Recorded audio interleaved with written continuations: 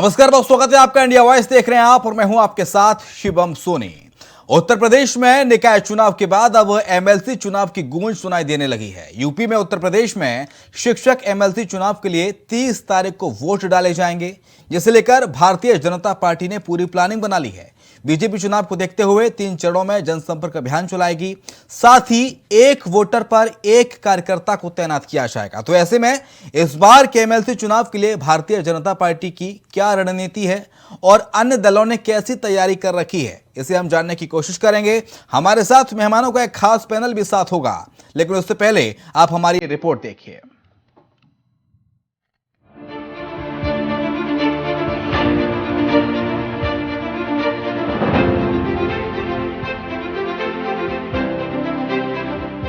पहले उपचुनाव और अब शिक्षक स्नातक एमएलसी चुनाव। जी हां, देश के सबसे बड़े सूबे यानी उत्तर प्रदेश में शिक्षक स्नातक एमएलसी चुनाव का शोर सुनाई देना शुरू हो गया है। इसी जनवरी महीने की 30 तारीख को एमएलसी चुनाव होना है। शिक्षक एमएलसी की 5 सीटों पर चुनाव होगा, जिसको देखते हुए अभी बीजेपी ने कमर कस ली है। चुनाव जीतने की रणनीति को लेकर भाजपा का खाका तैयार है। बीजेपी का लक्ष्य 39 जिलों के हर वोटर तक पहुंचने का है।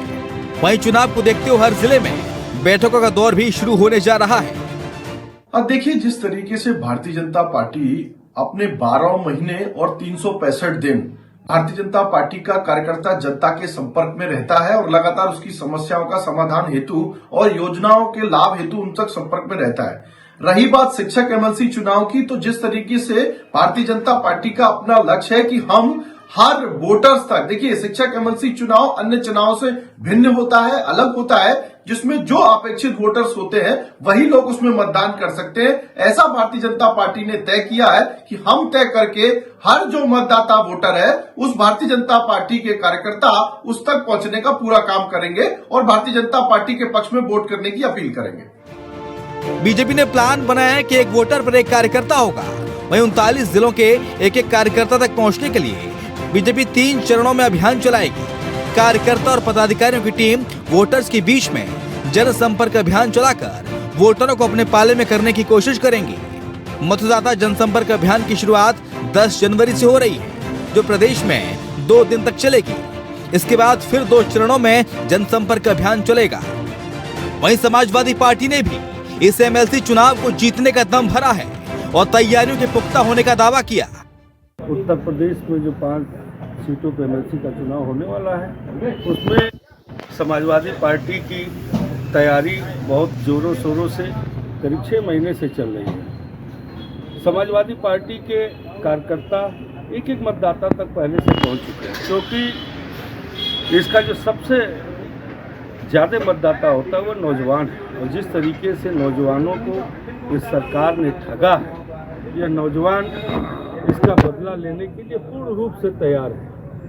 क्योंकि आज नौजवान जिस तरीके से बेरोजगारी के आलम में जी रहा है, जिस तरीके से बेरोजगारी की वजह से लोग आत्महत्या कर रहे हैं, इस चुनाव में नौजवान पूरी तरह से कमर कस के तैयार है। और समाजवादी पार्टी पूरे प्रदेश में अपने कार्यकर्ताओं की बैठक करके और इस चुनाव को जीतने के लिए पूर्ण रूप से तैयार है। बता दें कि विधान परिषद की 5 शिक्षक स्नातक सीटों पर कार्यकाल 12 फरवरी को खत्म हो रहा है। इनमें 3 स्नातक सीटें गोरखपुर फैजाबाद, बरेली मुरादाबाद और कानपुर खंड की हैं। वहीं इलाहाबाद झांसी और कानपुर खंड शिक्षक जीते हैं। तीनों स्नातक सीटों पर अभी बीजेपी का कब्जा है।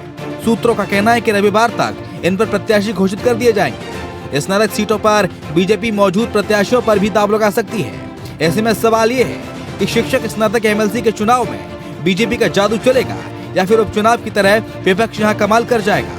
देखना दिलचस्प होगा। Bureau report, India voice. तो उत्तर प्रदेश में एमएलसी चुनाव की बारी, किसकी कितनी तैयारी, चलिए जानने की कोशिश करते हैं। चर्चा की शुरुआत करते हैं। हमारे साथ मेहमानों का खास पैनल जुड़ गया है। दीपक सोनकर, प्रवक्ता भारतीय जनता पार्टी, कपिल श्रीवास्तव, प्रवक्ता समाजवादी पार्टी, और दिलीप शेषवर्धन है, राजनीतिक विशेषज्ञ हमारे साथ। आप तीनों मेहमानों का बहुत स्वागत है। कपिल जी, शुरुआत आप ही के साथ करूंगा। बीजेपी कह रही है कि हमने पूरी तैयारी कर ली है, तीन चरणों में हम जनसंपर्क अभियान करेंगे और हर एक वोटर पर अपना एक कार्यकर्ता छोड़ेंगे। समाजवादी पार्टी की क्या रणनीति सर, क्या तैयारी?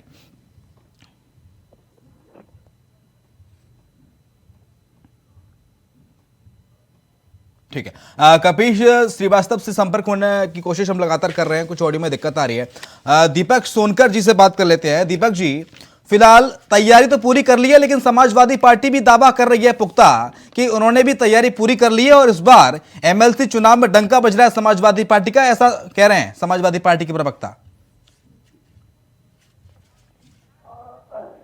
डंका किसका बजेगा, लेकिन परिणाम के बाद तय होगा।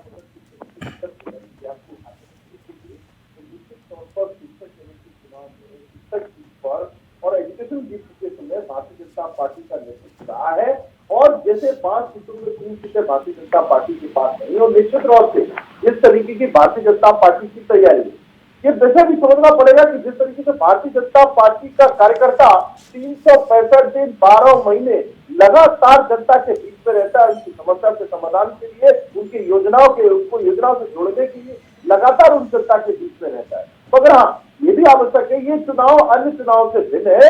इसमें युवाओं का जो है योगदान रहता है, इसमें जो ग्रेजुएशन पढ़ने वाले छात्र हैं उनका रहता है, पढ़ाई कर रहे ऐसे छात्रों का रहता है।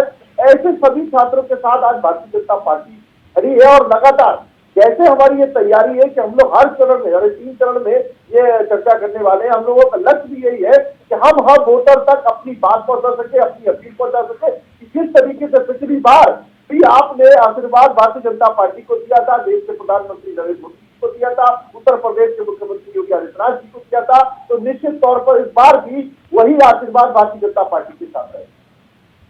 आप कह रहे हैं ये चुनाव युवाओं का चुनाव है, ये चुनाव स्टूडेंट्स का चुनाव है, लेकिन समाजवादी पार्टी तो उत्तर प्रदेश में, दीपक सोनकर इस मुद्दे को लगातार भुनाती रहती है कि यूपी में युवा बेरोजगार हैं, रोजगार के लिए तरस रहे हैं, शिक्षा की अच्छी व्यवस्था नहीं है, उन्हें नौकरियां नहीं मिल रही। तो युवाओं की ये मुद्दे हैं, ये मुद्दे भी गूंजेंगे, समाजवादी पार्टी इन मुद्दों को उठाएगी इस बार के शिक्षक एमएलसी चुनाव में। देखिए, आज उत्तर प्रदेश के जो परिदृश्य उत्तर प्रदेश का 2017 से पहले था, वो परिवेश भी हमने देखा है। हाँ। किस तरीके से अराजकता का माहौल था, आज वही माहौल चेंज हुआ है। उत्तर प्रदेश बना है और हम जिस तरीके से आज उत्तर प्रदेश को सर्वोत्तम प्रदेश बनाने जा रहे हैं, ये भी दिख रहा है कि किस तरीके से लगातार इतना बड़ा ग्लोबल इन्वेस्टर समिट हो रहा है। 17 लाख करोड़ का इन्वेस्टर समिट जो निवेश करने वाले लोग हैं, जिसमें बड़ी से बड़ी कंपनियां और युवाओं के रोजगार के लिए।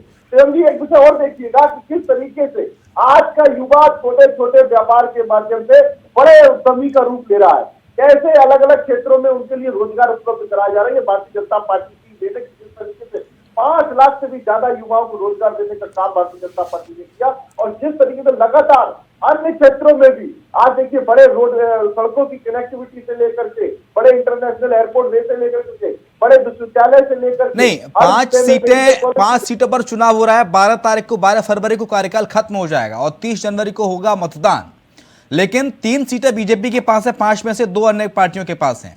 इस बार कितनी सीटें जीतने का दम भरती है बीजेपी इन 5 सीटों में से?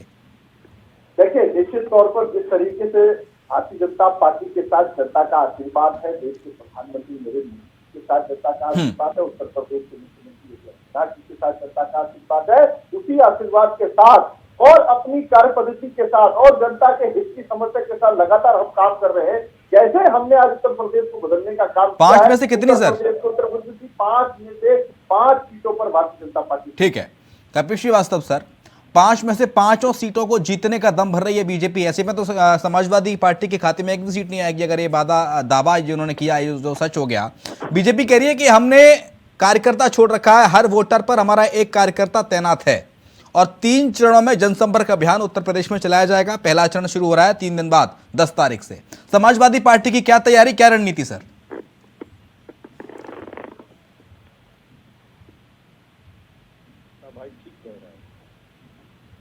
आपकी आवाज सर हम तक थोड़ा कम आ रही है, थोड़ा ऑडियो टीम से कहूंगा आवाज बढ़ाएं कपिल जी की। मैं ये कह रहा हूँ, आवाज आ रही है? जी सर आ रही है। मैं ये कह रहा हूँ कि हमारे छोटे भाई ने ठीक दावा किया है जी, क्योंकि वचनम किम दरिद्र, वचन से क्या दरिद्र होना। एमसीडी के चुनाव में आपने दिल्ली में देख लिया इनका वचन, और यही आपने हिमाचल में देखा, 7 उपचुनाव में 5 उपचुनाव में देख लिया, और पश्चिम बंगाल से लेकर के बिहार में देख लिया, मध्य प्रदेश से लेकर राजस्थान देख लिया, दिल्ली से लेकर पंजाब देख लिया। तो ये तो 24 घंटे रहते हैं ना, ये तो 24 घंटे केवल चुनाव कराते हैं, ये विकास का काम नहीं करते। विकास इनसे कोसों दूर है, ये केवल एडवर्टीजमेंट लेके बैठते हैं। जो योगी जी ने 4.5 लाख करोड़ का पहले एमओयू किया था, उस पर विधानसभा सत्र में श्वेत पत्र जारी करने के लिए हम लोगों ने कहा, तो उस पर कोई जिक्र नहीं, वॉकआउट।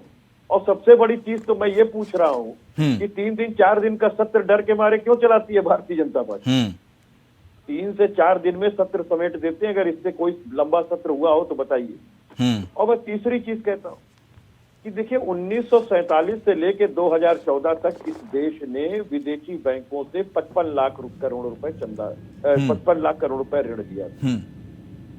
इस सरकार ने 2014 से लेकर 2022 के अंत तक 85 लाख करोड़ रुपया लिया है, 85 लाख करोड़।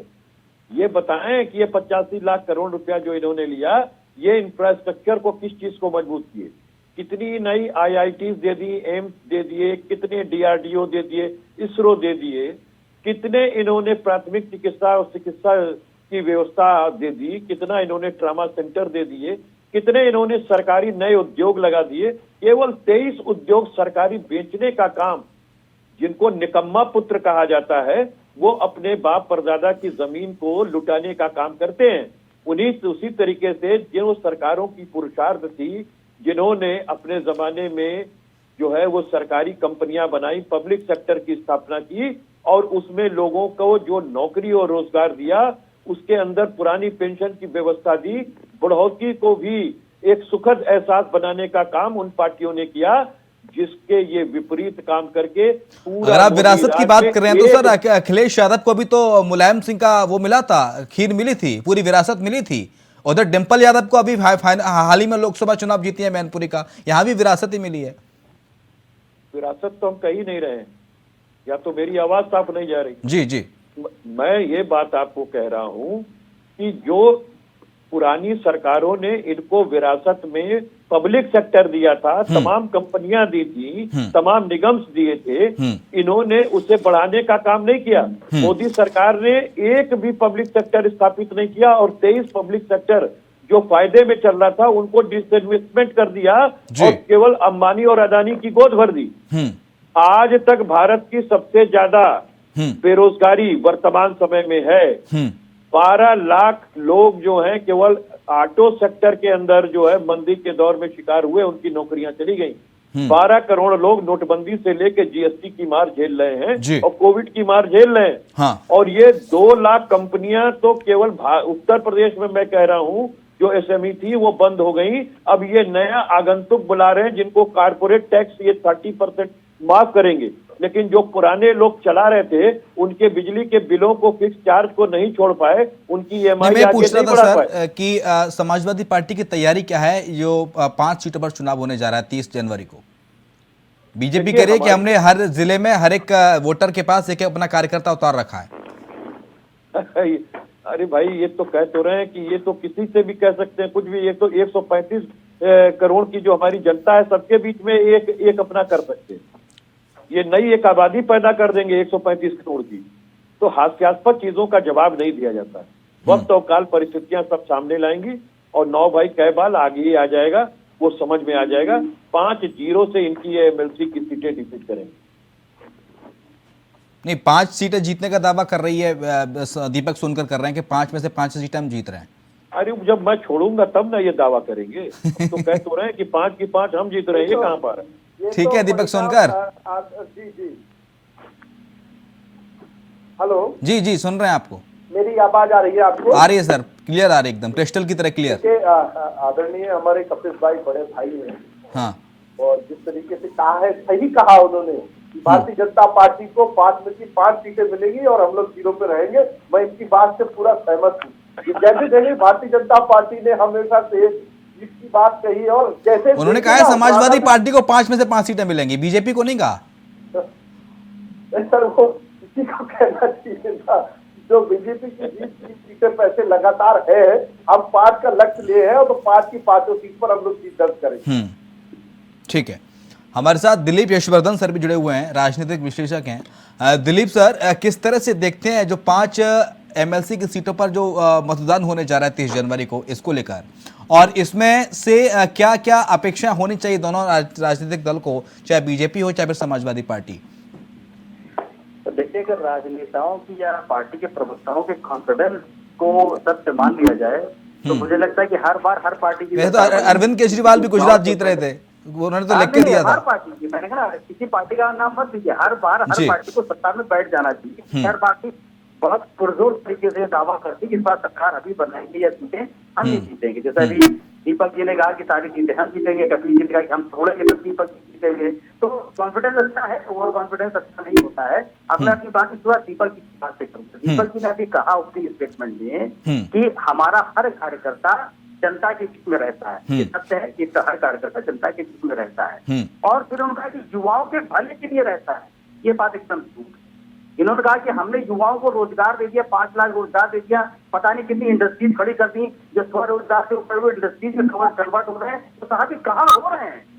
ये खाली भाजपा के खाते में हो रहे हैं क्या? वास्तविकता में तो मुझे नहीं दिखाई देता कि कोई भी जो स्वरोजगार था वो बड़ी इंडस्ट्री में कन्वर्ट हो गया। इंडस्ट्रियलाइजेशन होकर आ रहा है उत्तर प्रदेश के अंदर। इंडस्ट्री से छोड़ दीजिए, किस क्षेत्र में इंडस्ट्रियलाइजेशन हो रहा है ये बता दीजिए जरा। कितना रोजगार आपने इंडस्ट्री से जनरेट कर दिया ये बता दीजिए। खैर ये विषय अलग, ये क्योंकि उन्होंने कहा था तो मैंने इस पर काउंटर कर दिया। मेरे हिसाब से ऐसा कहीं कुछ नहीं हो रहा है। थोड़ा बहुत सत्यता होती है, साथ में थोड़ी सत्यता होती है, लेकिन इस बात में सत्यता कम है और झूठ थोड़ा ज्यादा। अब रही बात की जो 4 सीटों पे चुनाव होने हैं, जिसमें से 3 ग्रेजुएट कॉन्स्टिट्यूएंसी के हैं और 2 शिक्षक के चुनाव होने हैं। तो देखिए, जब भी एमएलसी के चुनाव होते हैं, एमएलसी के चुनाव में सबसे बड़ा फैक्टर ये होता है कि सत्ता में कौन बैठा। जो सत्ता में बैठा है, एमएलसी की सीटें हमेशा उसी की ज्यादा होती है। देखिए, जैसे ग्रेजुएट कॉन्स्टिट्यूएंसी का चुनाव है, अब ग्रेजुएट कॉन्स्टिट्यूएंसी के 3 सीटों पर आप ये तो ढूंढेंगे कि ग्रेजुएट कौन कौन से हैं।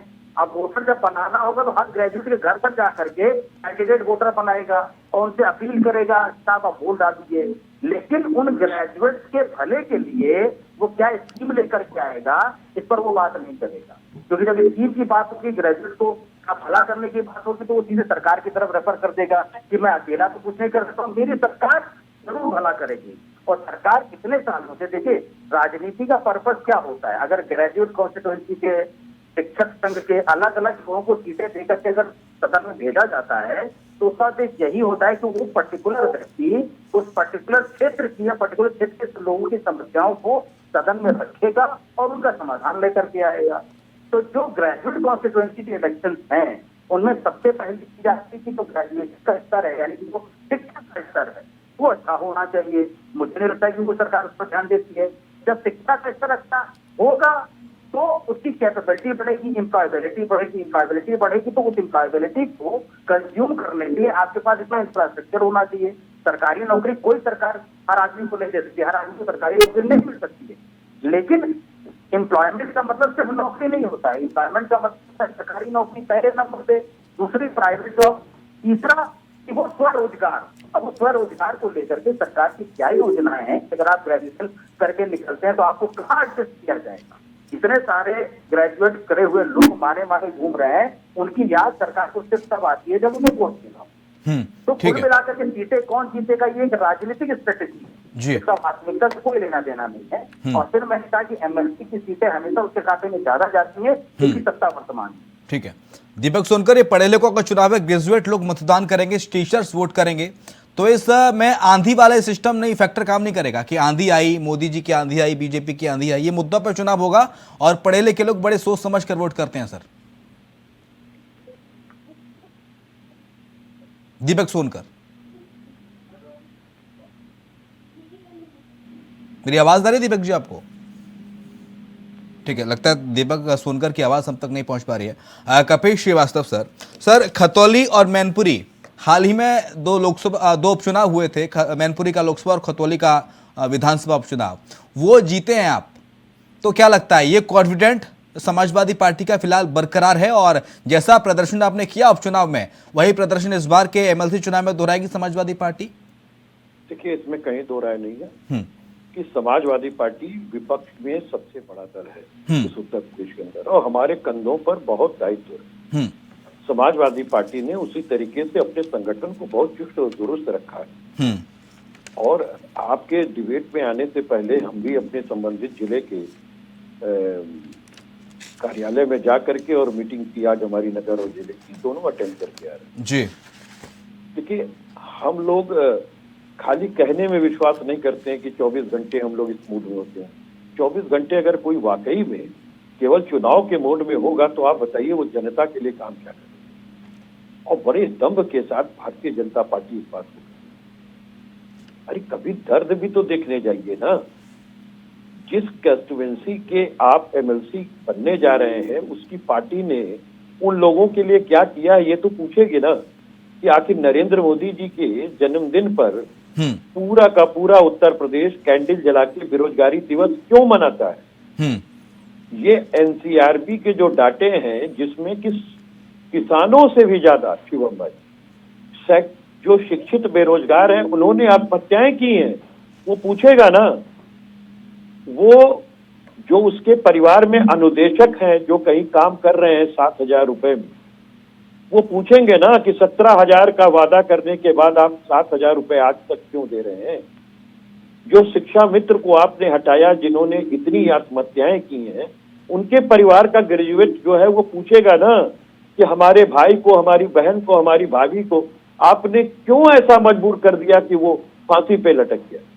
आखिर चलती हुई चीजों को आपने क्यों हटाया और आपने फिर उनको रोजगार क्यों नहीं दिया। जिन्होंने बैंक का ऋण ले लिया था, जिन्होंने वाहन के लिए ऋण ले लिया था, उनकी क्या कमी थी। जिनके बच्चों के को शिक्षित करना था, जिनको बच्चों की नौकरियां या व्यवसाय कराना था, जिनके लड़कियों के हाथ पीले करने थे, उनको आपने बेबस क्यों किया।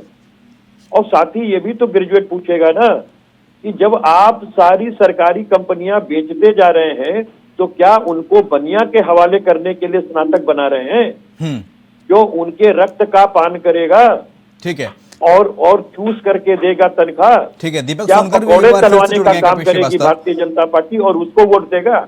ठीक है, प्रश्न ये बड़ा है। दीपक सोनकर जुड़ गए। दीपक सोनकर जी, ये वाला चुनाव मुद्दों पर होने वाला है क्योंकि ग्रेजुएट, पढ़े लिखे युवा और शिक्षक इसमें वोट करेंगे, तो आंधी या बयार वाला कोई सीन क्रिएट नहीं होगा। चुनाव मुद्दों पर होगा और पढ़े लिखे लोग बड़े सोच समझ के वोट करते हैं। सर बिल्कुल ठीक बात कही शिवम जी आपने। हाँ। निश्चित रूप से ये वोट जो है एजुकेशन लोगों का है, शिक्षकों का है, शिक्षक का है। निश्चित तौर पर किसको वोट करना है, किसको एक्शन करना है।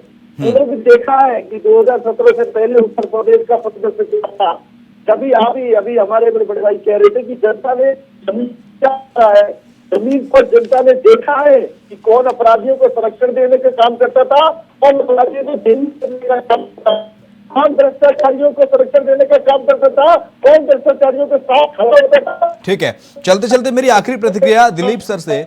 दिलीप सर, हमने हाल ही में उपचुनाव हुआ उत्तर प्रदेश में, वो मैंने देखा है। दिलीप सर एक सेकेंड, हाल ही में जो उपचुनाव हुआ उत्तर प्रदेश में वो हमने देखा, चाहे मैनपुरी की बात करें या फिर रामपुर की बात करें, ये चुनाव प्रतिष्ठा पर हुआ, साख पर हुआ, मुद्दों पर बहुत ज्यादा नहीं लड़ा गया। क्या ये हाल इसमें भी देखने को मिल सकता है क्या, जो 5 सीटों पर एमएलसी चुनाव होने जा रहे हैं? डेफिनेटली तिलक जी, कोई भी चुनाव इस देश में मुद्दों पर नहीं होता है, चाहे वो ग्रेजुएट कॉन्स्टिट्यूएंसी को हो, चाहे वो शिक्षक का हो, चाहे वो कोई भी हो। जी, आप देखिए, सबसे बड़ा और बड़ा छोटा सा सवाल है लेकिन बहुत महत्वपूर्ण सवाल है। हाँ। कि जब सरकार को या किसी राजनीतिक पार्टी को ये नहीं पता है कि आज प्रदेश में ग्रेजुएट हैं कितने, जी, आप हर बार नए वोटर तैयार करते हैं, हर बार वोटर लिस्ट बनाते हैं, हर बार शिक्षक वोटर लिस्ट तैयार होती है, तो जब आपके पास डेटा ही नहीं है कि ग्रेजुएट कितने हैं तो आप उनका पता कैसे करेंगे, आप उसको लेकर के स्कीमें कैसे बनाएंगे। क्योंकि स्टैटिस्टिक्स अगर आप तैयार करना है नहीं आपके पास तो आपकी प्लानिंग कैसे हो। तो इसका मतलब है कि चुनाव मुद्दों पर कभी नहीं होता है। चुनाव हमेशा जातिगत, क्षेत्रगत और ये जो धर्म आधार है इन्हीं आधार पर होता है और इन्हीं आधार पर ग्रेजुएट कॉन्स्टिट्यूएंसी के भी चुनाव होते हैं। चलिए, बहुत शुक्रिया सर, आपका वक्त मेरे पास इतना ही है। दीपक सोनकर आपका बहुत शुक्रिया, कपिल श्रीवास्तव, दिलीप श्रीवर्धन सर आपका बहुत शुक्रिया चर्चा में शामिल होने के लिए। तो उत्तर प्रदेश में फिलहाल एमएलसी चुनाव का बिगुल बज गया है। भारतीय जनता पार्टी कह रही है कि हमने पूरी तैयारी कर ली है। हर एक जिले में हर एक वोटर के पास हमारा एक कार्यकर्ता तैयार है। 39 जिलों में बीजेपी जनसंपर्क अभियान चलाएगी जो कि 3 चरणों में होगा। तो वहीं समाजवादी पार्टी भी इस बार के इस 5 सीटों पर होने जा रहे एमएलसी चुनाव को जीतने का दम भर रही है। इसी के साथ हमारी इस खास पेश